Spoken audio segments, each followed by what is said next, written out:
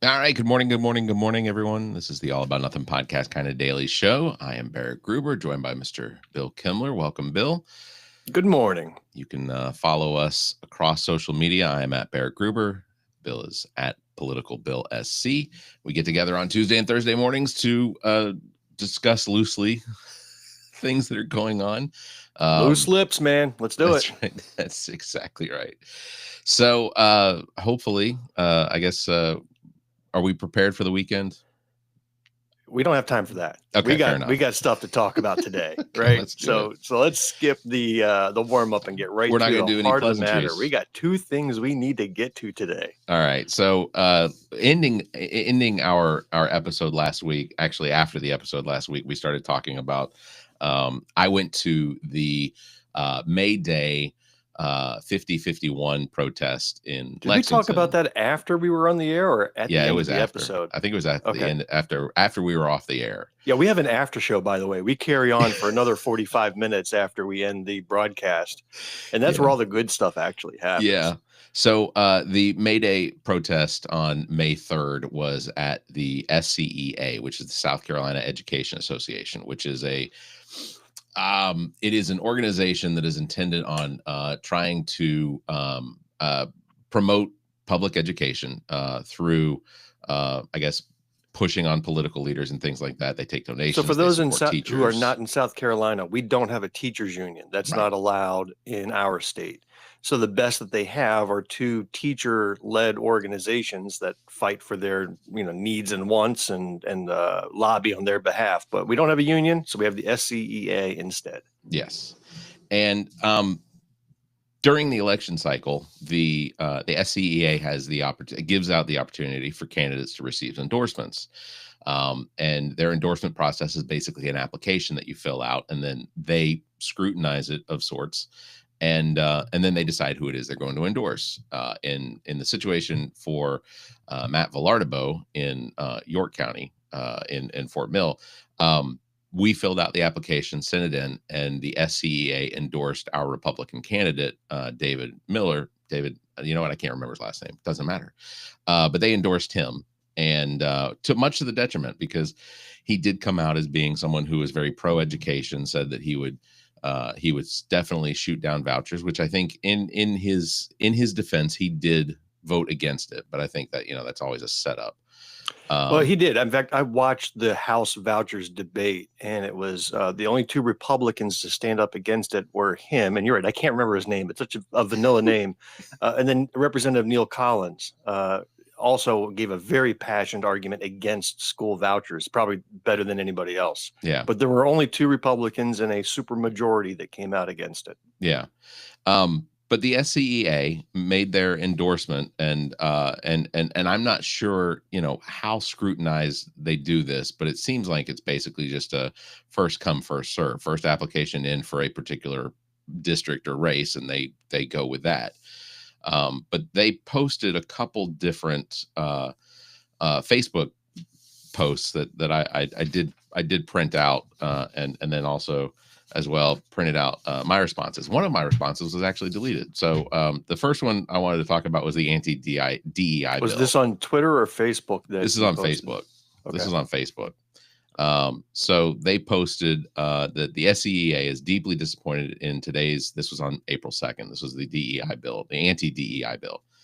They posted that in today's 82-32 vote in the South Carolina House of Representatives on passing House Bill 3927, the Ending Illegal Discrimination and Restoring Merit-Based Opportunity and Act. By the way, everything is merit-based. When you hire, it's purely based on merit. And if you're hiring based on DEI, then you're not using DEI correctly.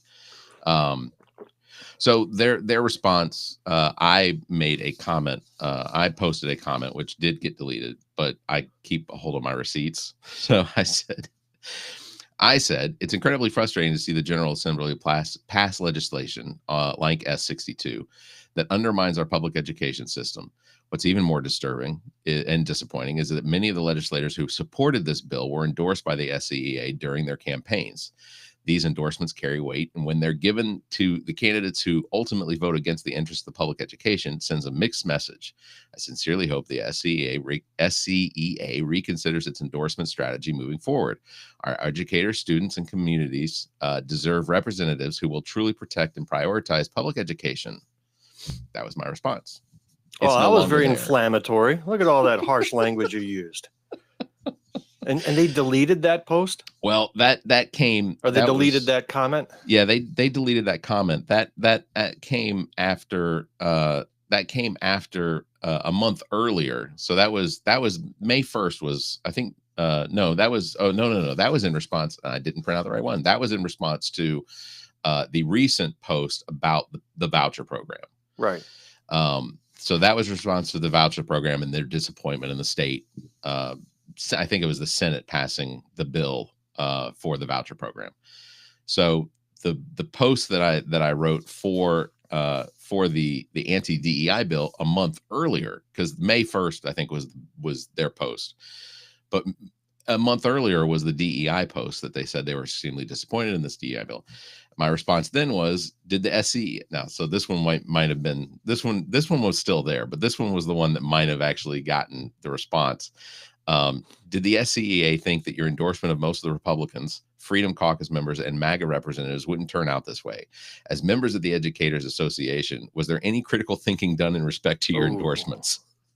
I get that there are new reformist Republicans that say that they would protect public education in South Carolina, but come on, junior members of the House don't vote for anything they aren't told to vote for. They are pawns for the party until they become leaders, then play pawn to the national party. Ooh. So when critical thinking. Yes. Ooh, it's like, hey, dummies.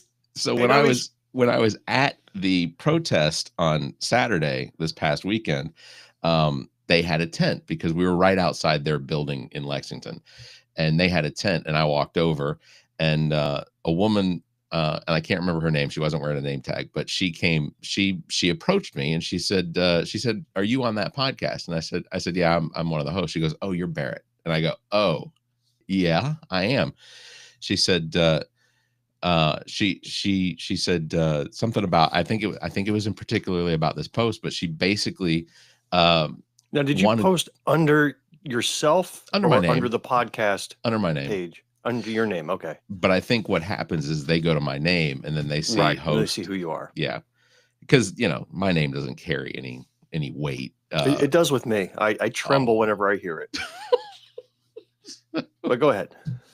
I say praise Barrett every time your name is mentioned. Let's go. But she defended the endorsement process of the SCEA, and it's that they take in the applications and they scrutinize those candidates. But I told her, I said I think that they, like I said, there needs to be a better overview of how it is that they're looking at these candidates, that they really need to go in and look and see what their policies are. Sure, David, whatever, out of Fort Mill, he did what he said he was going to do. He voted against the voucher program. Obviously, it doesn't mean anything. But I so I was simply expressing she didn't like it, but I don't think I was ever going to make any friends with the SCEA. So let me tell you my SCEA story where I called them cowards. So I ran for office. Well, what do you got there? Oh, no. I grabbed the wrong block of notes. So I ran for office in 2022. It was my first time running for office. Now, I'm a former high school teacher. I have my master's in arts and teaching. I'm passionate to the core about educators. My public policy positions were all pro-teacher, better pay, smaller classroom sizes, better support. And my opponent, John McCravey, who we're also going to talk about a little more detail later, he was for, censoring teachers and anti-CRT and DEI, and he was more worried about what happens in school bathrooms than he is what happens in the classroom. Yeah. So I came out and I had a phenomenal interview with the leadership of the SCEA looking for their endorsement. It went great. I mean, all the bona fides were there. I mean, here I am, a former teacher fighting for teachers. And you couldn't have asked for a better candidate. And especially since the opponent was so anti-public schools. He wanted to divert all the money out of those schools into private and religious orgs. So a couple of weeks, maybe a month or so pass, And I get a call from the president of the SCEA, and she says, listen, we're not going to endorse anybody in your particular race this year. And she was trying to sell that as a good thing. She says, we've endorsed John McCravey in the past, so for us not to endorse him is a big step. I hope you realize that. She wanted me to be thankful that they couldn't come out and endorse a former teacher. And in fact, the person who ran for that spot before I did 2 years prior, she was also a former teacher teaching science in middle school, and they endorsed John McCravey back then. They didn't even endorse her. So here's an organization that couldn't find a way to endorse one of their own for a role to support their policies and positive policies that were publicized, and I spoke about them all the way. So anyhow, a couple of years later, I'm running again, and I am at a South Carolina Democratic Party dinner. This is in Columbia. You've been there, the Blue Palmetto. Yeah. And the SCEA has a table out there in the lobby area. So I approach them, and I'm talking to a lady there, not the president, but maybe the first vice in charge, the vice president or something like that. And I told her, says, listen, you need to be brave this cycle and endorse those that are pro teacher. Says you can't worry about who's likely to win or who's not. And in fact, it wasn't even like I asked for money. All I was asking for was the endorsement. The endorsement's free, right? Oh, they took that. They got insulted. And in fact, they went and complained to the chair of the South Carolina Democratic Party about me. Like the chair's my boss, right? Right. Get out of here. You're gonna tattle. And then they refused to even send me an application or entertain any calls. So this is the SCEA does good stuff. They file the lawsuits when the lawsuits need to be filed. They're going to file it and hopefully win in the Supreme Court again against these school vouchers. But when it comes to endorsing candidates, you are absolutely right. I don't know what their logic is, but it isn't always in the best interests of the people they are representing. And sure, maybe there is a long shot. I was definitely a long shot in my precinct or in my district because it is so gerrymandered to the red. Fine, but still you have to fight the good fight. That's what they have to realize. These candidates who are up and coming and scrapping and fighting for them need the support of everybody. And then who knows, maybe it can win. Yeah. But no, I don't know what they decided, but it was chaotic. It was not thought out. And the explanations that they gave, boy, rang hollow. I don't know what, to me, the only reason why they would not endorse me is because they were scared of retribution. And that's where I told them they needed to be brave and take a stand. Otherwise, these bills that are coming through that are destroying the schools are going to continue to happen. If they don't see that, then I don't know what future that they have. Well, and admittedly, there's not a lot that can be done except for the potential lawsuits that follow some of these bills that because the South Carolina is controlled by a supermajority. We have the Democrats almost can't play much of a role except to just call out what it is that's actually going on. I tell you, the SCEA is not inspiring their own teachers to go out and vote. I mean, take a look at Lisa Ellis's election, when Ellen Weaver became superintendent of education, which was the worst thing that has happened for public school teachers. Yeah. Teachers had such a low turnout rate. Like they did the measurements. It was worse than the state average. Teachers were not coming out to vote. Why? Because groups like the SCEA are not inspiring them with good candidates and helping get the information out and giving them a reason to go out and vote. They were just weak. Yeah. And they need a different change, and they need to become more active. Well, and as a sidebar, by the way, yesterday's interviews in the Black, White, and Blue in the South, phenomenal. I thought so. Kyle is.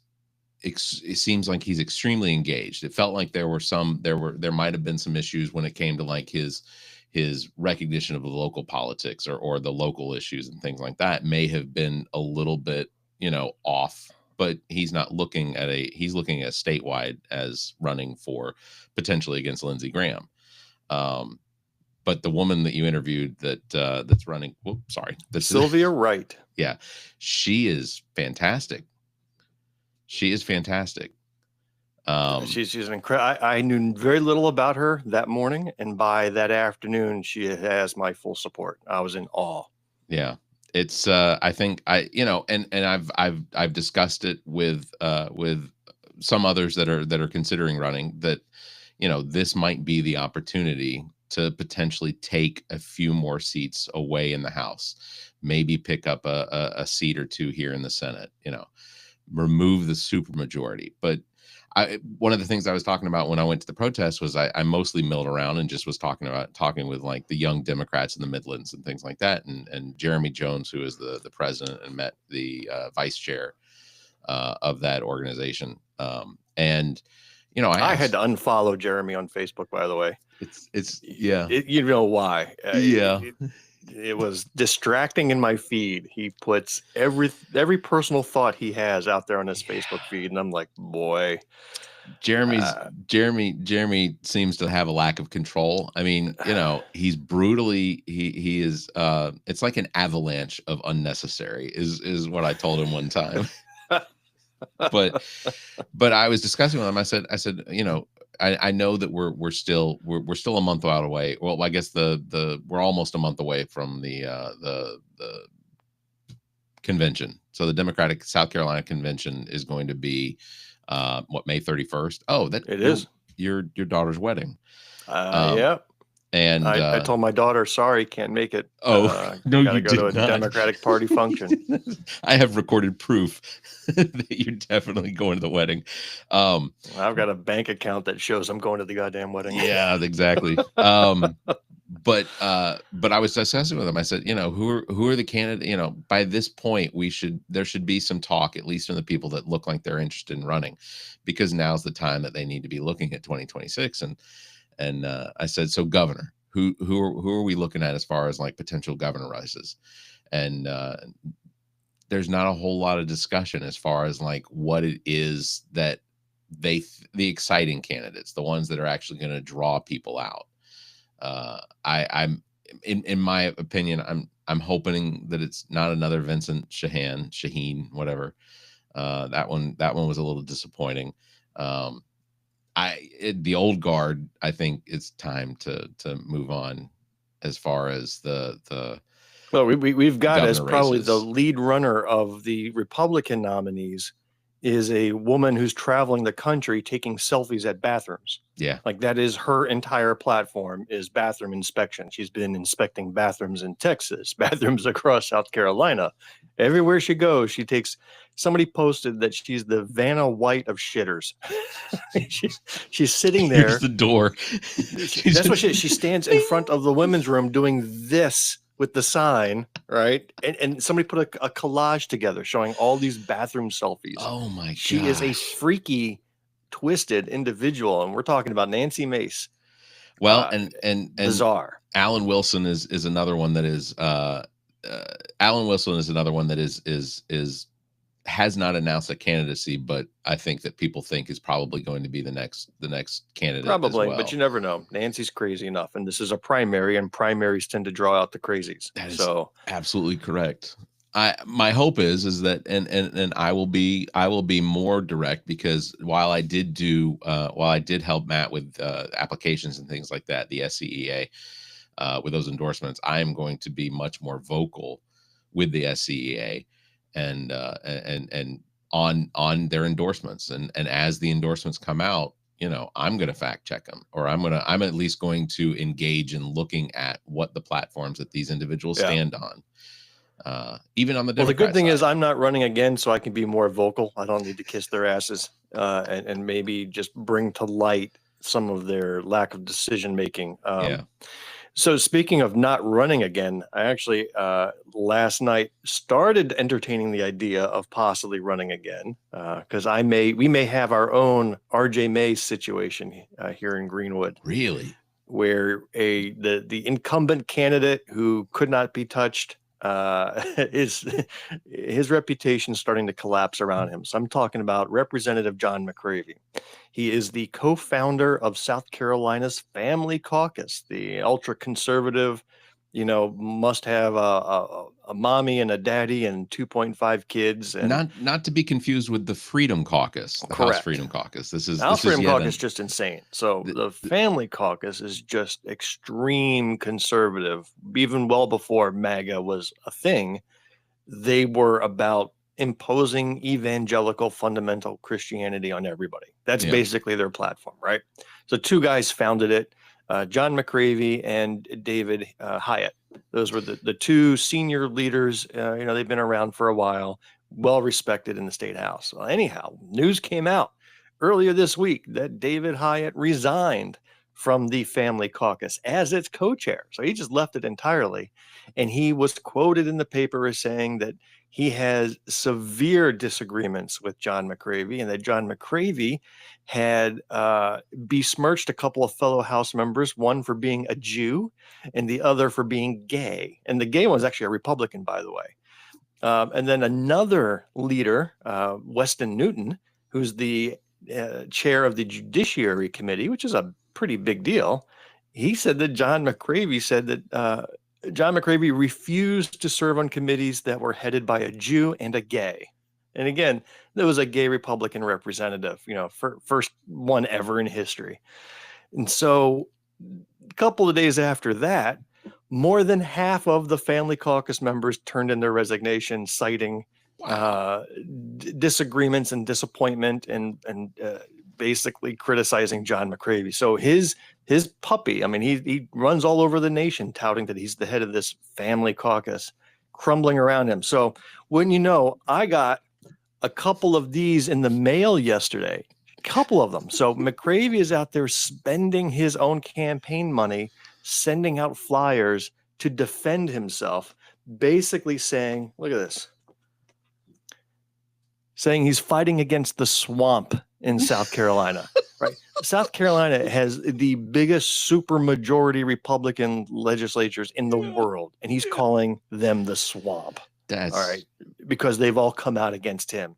So what he's trying to do is damage control in this little fiefdom, right? In this little part of Greenwood, South Carolina. He's trying to brainwash the people that they're coming after him because he fights for conservative values, right? So he's just outright lying.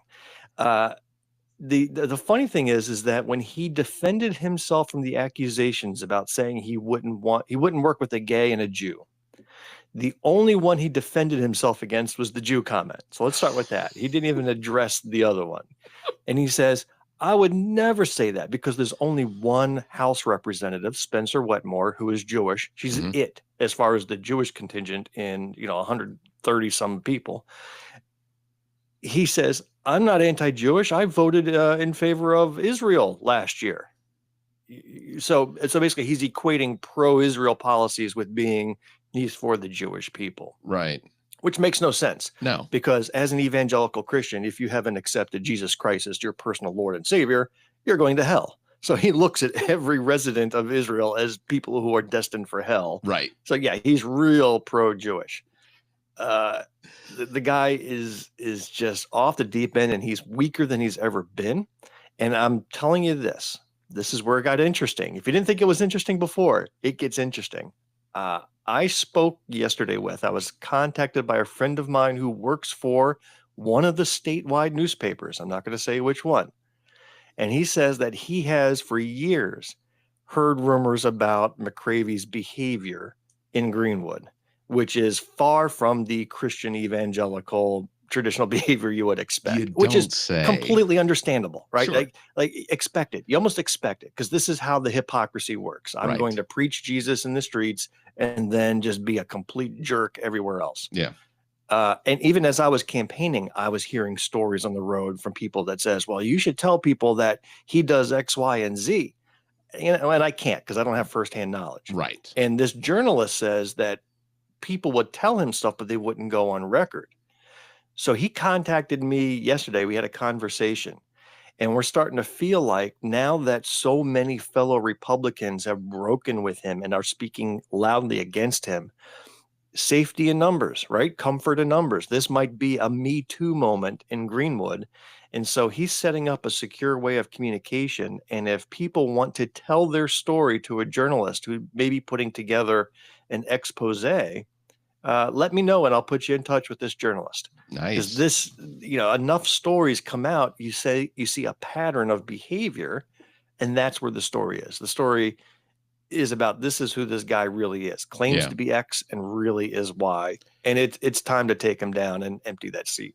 Yeah. He is not worthy of that representation. He's not worthy of that position. Well, I don't know that I don't know a whole lot about John McCravey as far as like his history and things like that, or what it is that he has represented in the past to get the seat, to win the seat initially.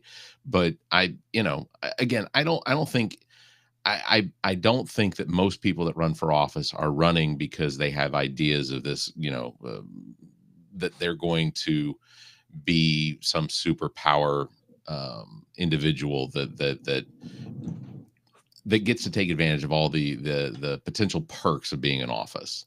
I think that most people run for office because they want to be some sort of positive change, or they see something's wrong and they want to be a positive change. But somewhere, for a lot of, he sees something wrong. He sees the fact that abortions are allowed after the moment of conception.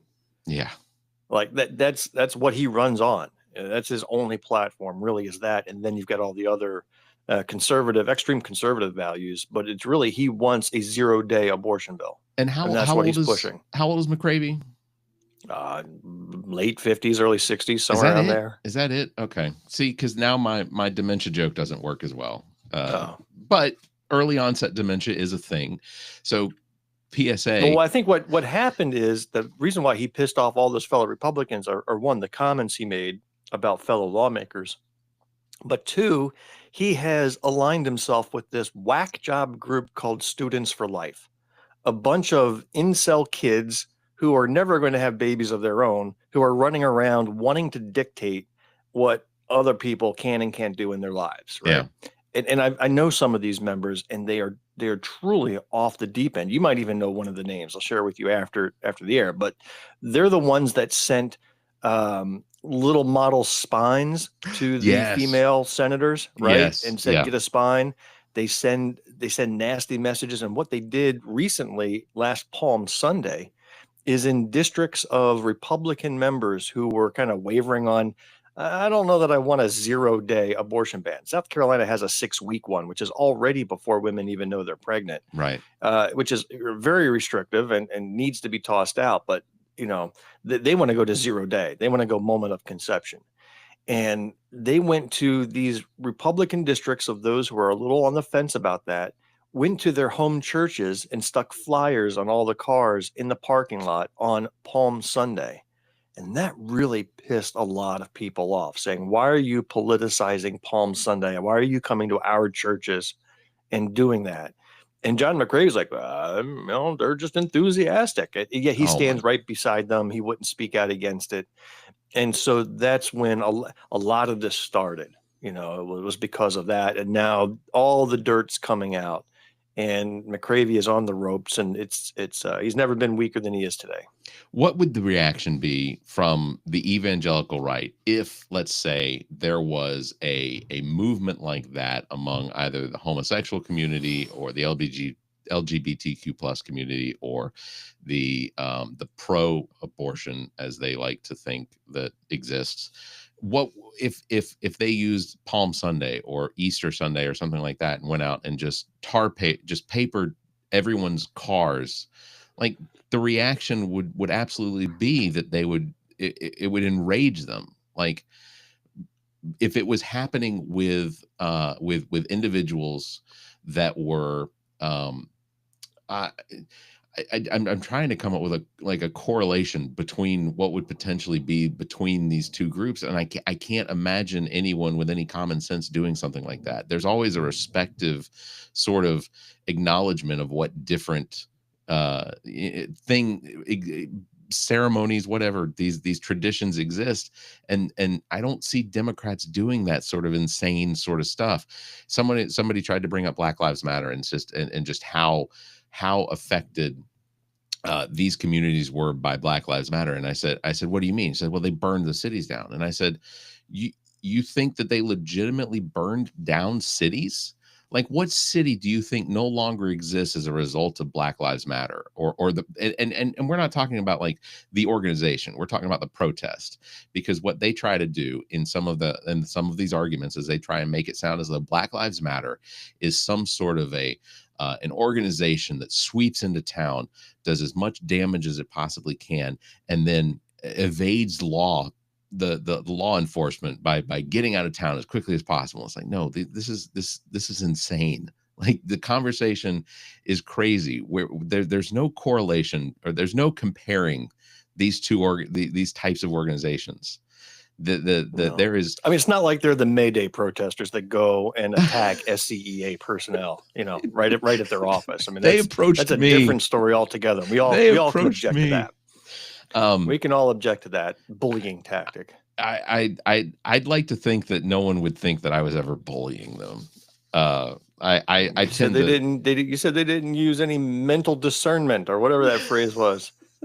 What was comprehension capabilities? That was a post. That was yeah. What did I say? There was no critical thinking. Oh, I don't even want to hear it again. My ears. Oh. I don't know. But I think that in some cases there probably needs to be a little bit more, but see, that's the thing, is that there's such a, pearl clutching when it comes to when liberals and progressives do push back. And in this situation with the SCEA, I mean, literally, all it took was me writing 2 posts, one of them getting deleted off of their Facebook page, and then the other one's still out there existing. But like, that's the crow. How you'd come after us? What have we ever done to you? Yeah. And nothing. But very disorganized group, but still, like I said, they do good stuff. They fight fight at the Supreme Court. They win, and that's what they should continue to do. But their political arm needs some rethinking. Yeah, absolutely. Good discussion, and hopefully. Ooh, I had to get all that off my chest, man. You feel? No, time to go back to bed. That's so. With the episode, Black, White, Blue of the South came out yesterday. This was episode number what? 57, 58, 56? 60. 60. Goodness. 60, or old 60. Wow. We're applying for the AARP now. That is a significant. That's a significant number. The All About Nothing podcast, we have crossed the 250 mark. But because I get to use these episodes as actual episode, this content as episodes, that's cheating. we're over 350 now. That's cheating. Hey. In fact, these episodes should count against you. These should count as -1. -1. Cancel out another episode. That's fair. These are so bad. That's fair. All right. Well, on that bombshell, I guess we'll go ahead and wrap it up. Bill, thank you very much. Everybody tuning in, thank you very much for tuning in. Don't forget, you can follow me at Barrett Gruber and Bill at Political Bill SC. Catch us live every Tuesday and Thursdays. We do take a break every other day to recover, because Bill's just consistent throwing shrapnel at me is emotionally damaging. So it takes a good, I'd say a good 36 hours to recover. Ami did make a comment the other day. She said Bill was a little quippy with you, and I said or whatever she said, but I was like no, I said that's just Bill. I said I say something stupid and he corrects me. That's what it is. Ami has got to criticize me now, huh? Okay, it's on. I now have a new enemy out there. Oh, okay. Sorry, me. I didn't mean to do that. All right. Well, she thought I was snippy at you. Oh. She's bound to make a comment here at some point. She's just gonna have to do it when we're off the air. Sorry, me. I did let that one out of the bag. All right. Catch us live every Tuesday and Thursday. Thank you very much for listening. You all stay safe, be kind, and keep your hands to yourself. Yeah.